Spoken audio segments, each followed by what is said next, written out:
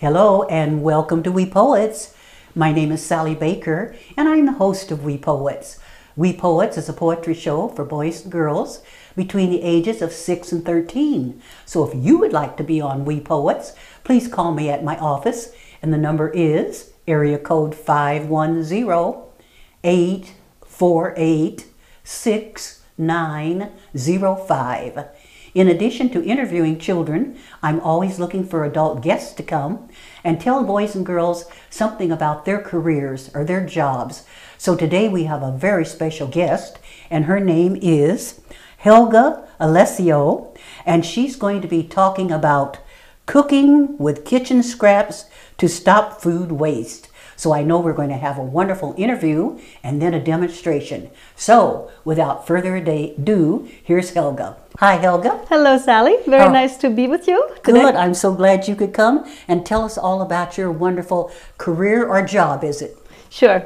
Yes, I'm Helga Alessio. Actually, my career before was in pharmaceuticals, but I got to a point where I felt that I was always cooking in my own stew and I wanted to have an input nutrition-wise and also just technical-wise, how to cook better in my kitchen and really about my family, to nourish them better, to nourish the world beyond. And so I became what is called a healthy chef. I went to the Culinary College of Bauman in Berkeley, and that was my one passion.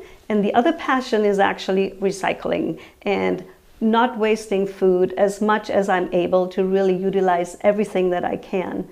And so I became also a stop food waste educator for the Alameda County. There are courses people can take, and I sometimes go out to a farmer's market and talk to people about that, how they can improve their recycling of food so we can keep our resources together and have a healthy planet as much as a healthy person, as healthy families. Good. Now, where are some of the places that you've gone out to speak or give demonstrations? Yes, my main place is the Ecology Center in Berkeley and also the farmers markets. That is right now where I'm going. Of course, I do the same with family and friends. I give them some demonstrations if they're interested or explain something to them. But for now, it is limited to that. I hope to expand from here on out. Great. Do you like teaching children and adults? I love teaching children and adults. Actually, that is my specialty.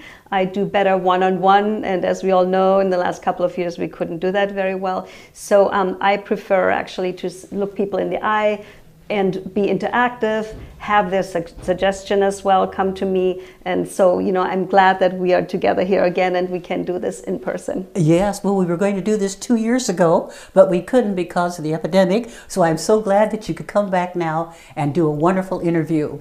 So now my next question, what do you enjoy about cooking with teenagers and your biggest surprise with what they're doing? Yes, I have cooked for Sarah's Project in Marin and Sonoma counties. This is where I was teaching teenagers from the ages of 12 to 18 to actually cook for cancer patients and their families.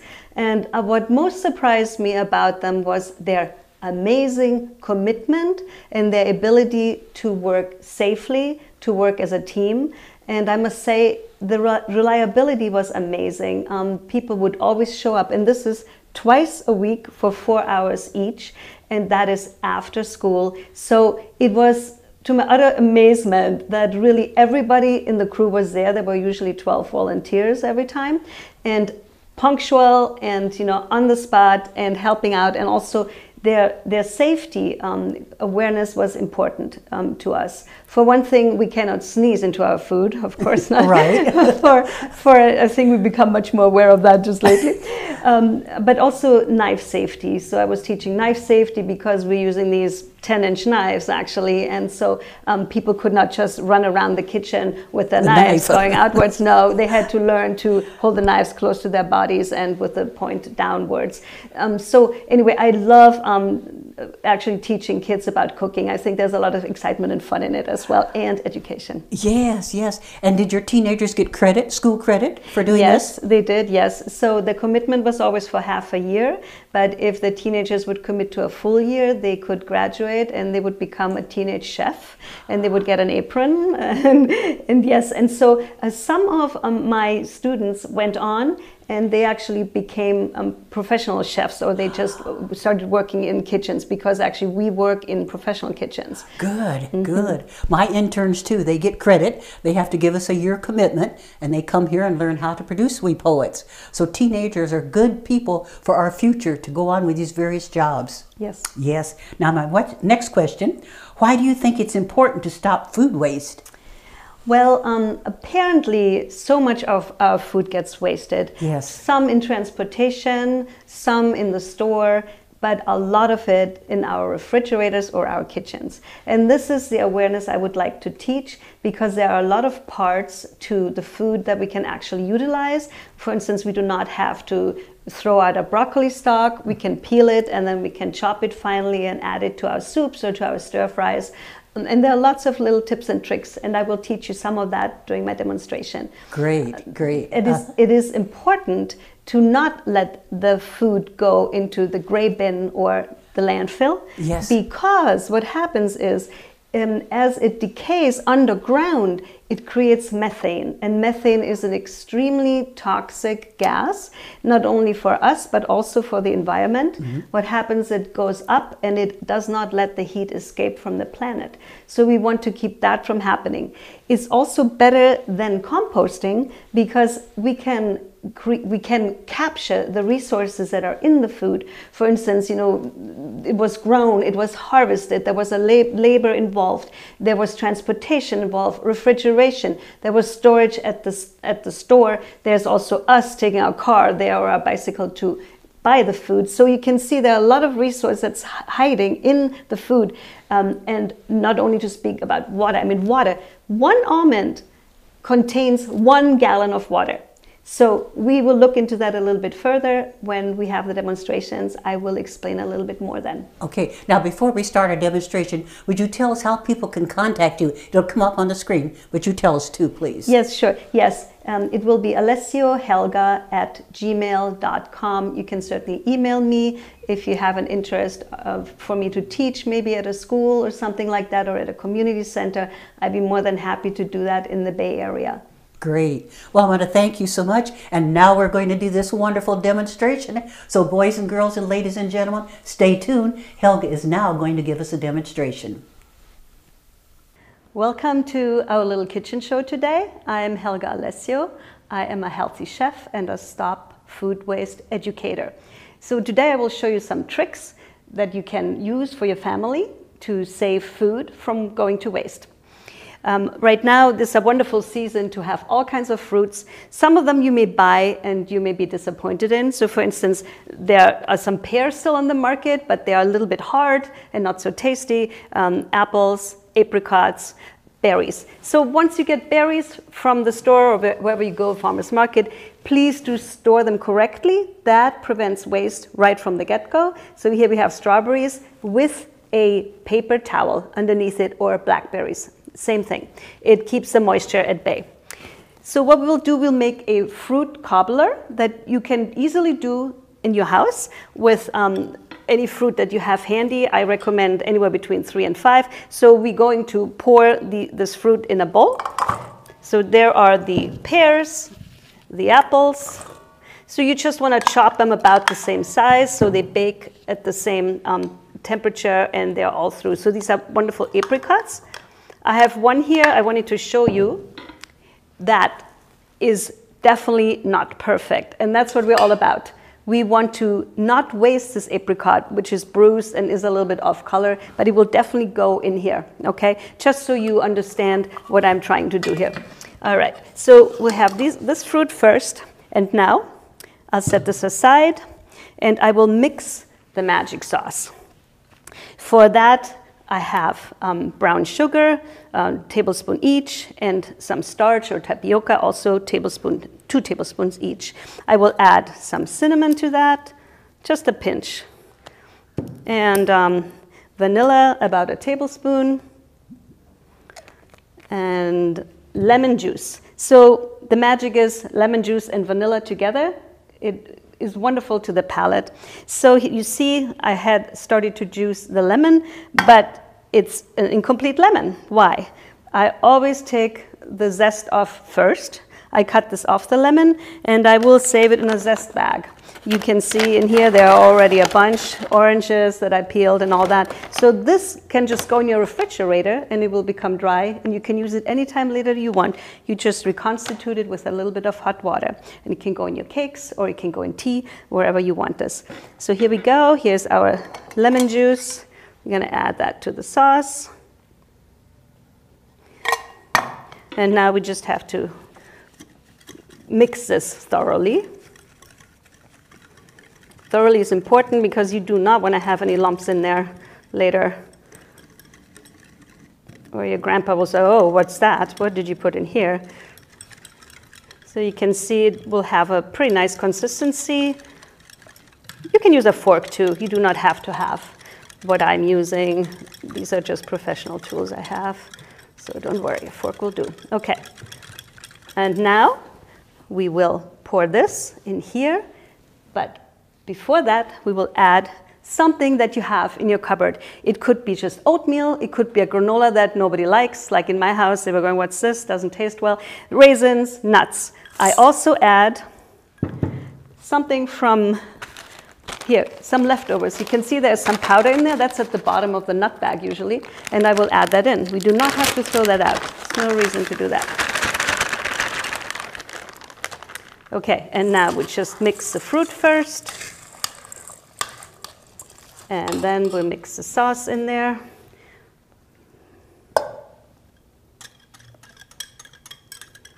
Just try to use however much there is.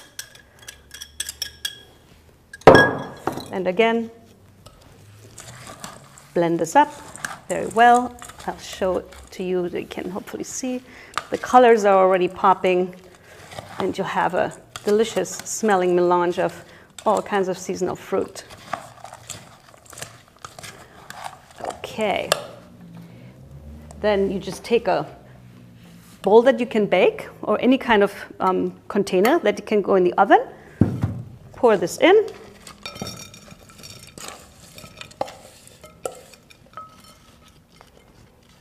And at the very end, I'm going to put the berries in, the blackberries, because they're a little bit fragile.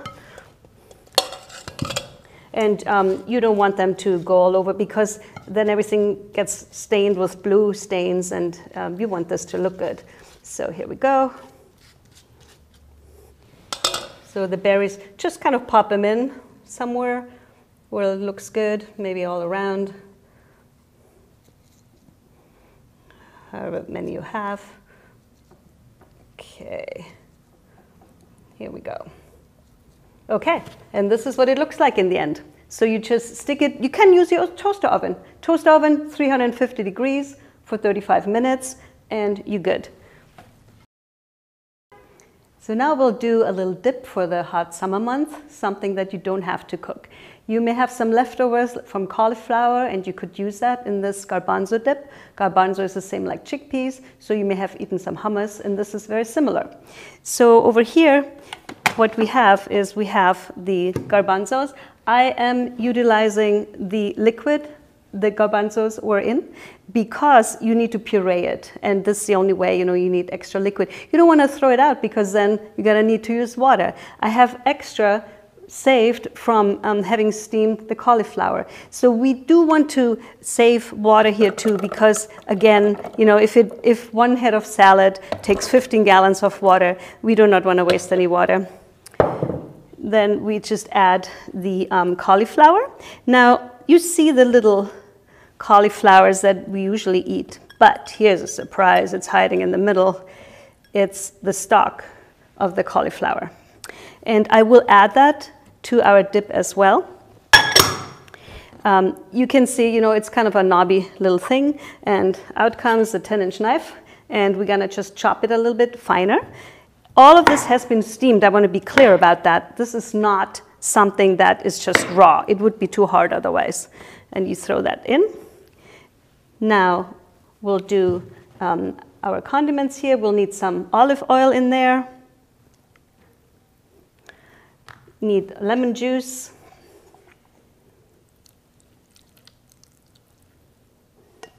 And then we also need the lemon zest. I already juiced it first, so to save some time. So here I just use what's called a microplane, and I use the zest from the lemon. It gives it an amazing depth of flavor. So you have probably something like a teaspoonful in the end of zest that you get from the lemon, and that goes in here as well. A good pinch of salt. It could be as much as 1 teaspoon. And then we'll have some other spices here. I like to use paprika. If you use smoked paprika, if you have it, gives it a nice smoky flavor as if it's from a barbecue. I use nutmeg. That may be a little bit unusual for some people. You can use pepper instead. Don't worry. And there just a little bit. Otherwise, it gets too bitter.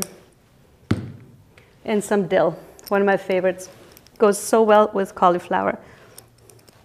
In the cauliflower, you get a lot of vitamin K that helps with wound healing.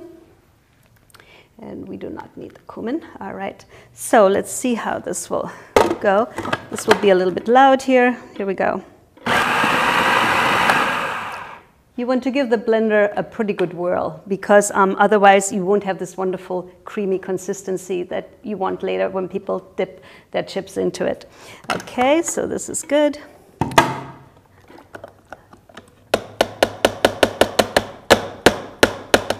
It is always recommended to try it. So I have a tasting spoon that I use only once. It's a fresh spoon. Make sure. That will work. Okay. And now you just put it into a serving plate. And you want to scrape out every little bit because, again, you don't want to waste anything that's in there. So, and also, you will save water this way because later you will need not as much water for rinsing. Okay.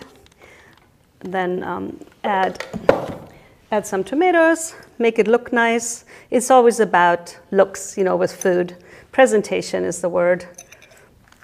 Add a little parsley, that we'll use some parsley later. And here is your dish, ready to present to your family, to your friends, and to whoever wants to come. Grandpa, grandma, everybody's invited. Now we will do something that's called chimichurri. It's just a kind of pesto. You may be surprised that we'll use some parsley for that. Parsley is so chock full of vitamin C and fiber, and it has some really good other minerals, I'll say, in it. That's why it's used in power drinks, believe it or not. So the way you store it is, so it does not get limp, you store it just like a bunch of flowers with a little bit of water in it. And now when we're ready to use it, I will use a little bit more than you usually would. I will pull out this big 10-inch knife, hold it safely, and I will actually chop the stalks very finely because this will go into our pesto or chimichurri.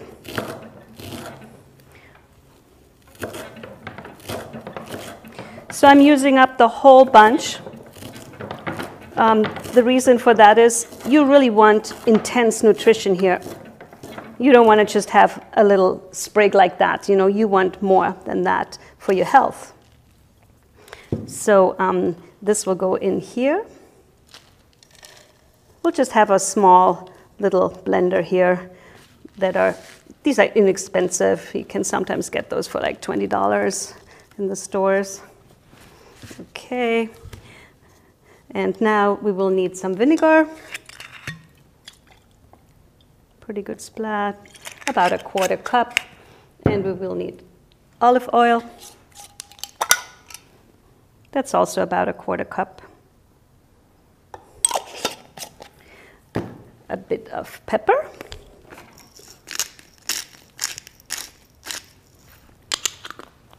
And cumin. Cumin gives it a special flavor that you want in this dish. Just a pinch of it. Of course, salt. This is, you may wonder why this is pink. This is Himalayan sea salt. It also has more minerals in it. Then last but not least, we will want to put an onion in there. Now for that, technique is everything, safety. If you want to use a sharp knife, you want to use the claw. This is the claw that you grab the onion with. So you do not chop your fingertips.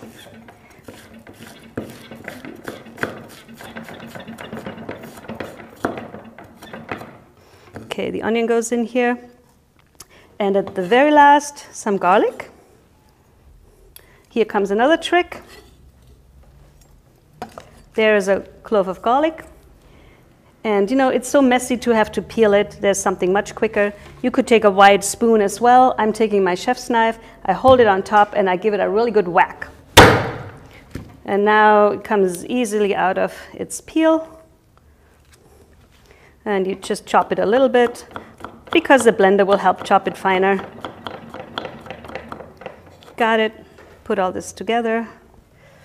Okay, we are ready to blend. Here we go. Okay, and we'll add some lemon juice at the end to balance the flavors. Okay. Ready. Done. And this will go really well with the dish we did before with our hummus. You can take a look here and we'll present it later. Now here's a surprise dish. It is an avocado chocolate mousse. You may have been disappointed at the quality of avocados. Often we pay $2 or $3 for one avocado, and then in the end it looks a little brown inside. And you can see one of these is, and you know, some of them just have that problem here, but it still has all the good nutrition, believe it or not. The oil is the main thing in the avocados that is so healthy for us, for shiny hair, you know, for instance, for good skin and general health. So you can still use that. And here's a trick. When it doesn't look good, cover it in chocolate.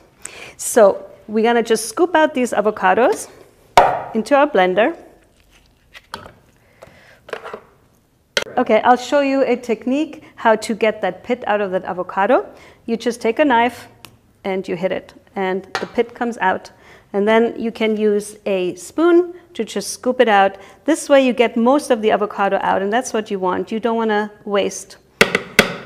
The average family in the US wastes about $1,500 a year in food waste. So hopefully you can use that instead for a little family vacation or something like that and keep things out of the landfill. So for this avocado mousse, we will need some vanilla, maple syrup. You can also use sugar if you want, just dissolve it. Yogurt.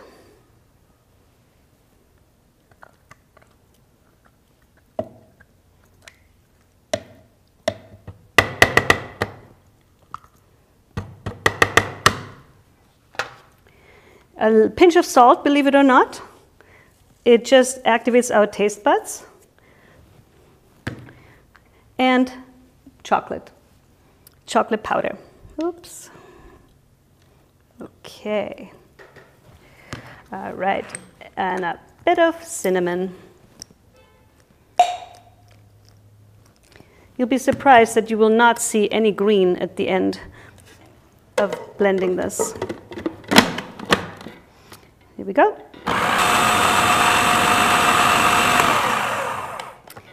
The idea is to make it really creamy looking, have a good consistency, no lumps in there, please. And so at the end, it will look like this. It's kind of like a pudding-like consistency. Okay. Okay, so now we want to get all of our precious avocado chocolate mousse on a plate. And I will tell you a little story out of my own life. When I presented this to my grown son, he liked the way it looked and all, but when I said to him there was avocado in there, he said to me, "Mom, you're taking this a little bit too far."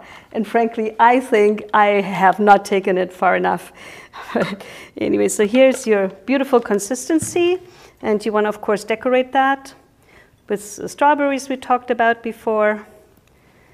And then at the end, as a nice contrast, I would put a little bit of coconut on top. So here's your dish. Enjoy. The last tip I want to show you is a quick pickle.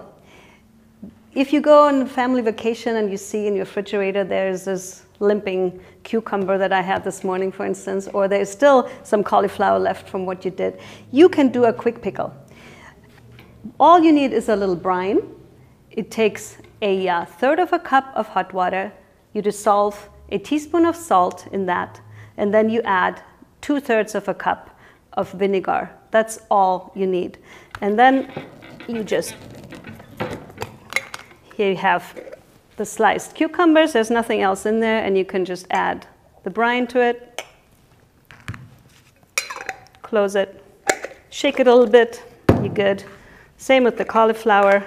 And you'd be surprised how good this tastes when you eat it, let's say next week.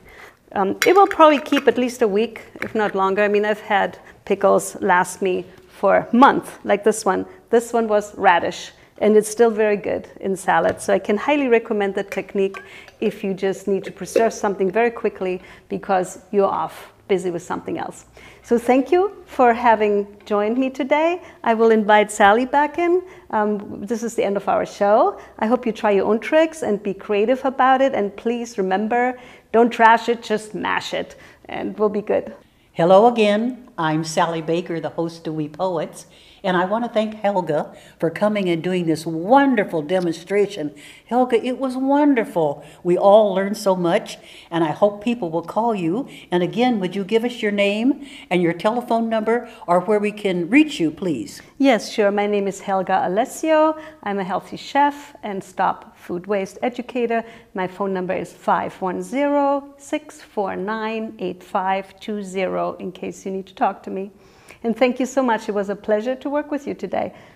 Good, good. And if any of you would like to be my guest like Helga has been, please call me at the office. I'm Sally Baker, the host of We Poets, and the telephone number is area code 510-848-6905. So if you are a child and would like to come and be on the program, or if you're an adult and would like to come and be on the program, please call me. And Helga, thanks again. Let's say goodbye to our watching audience. Goodbye, everybody. Goodbye. And thank you for watching.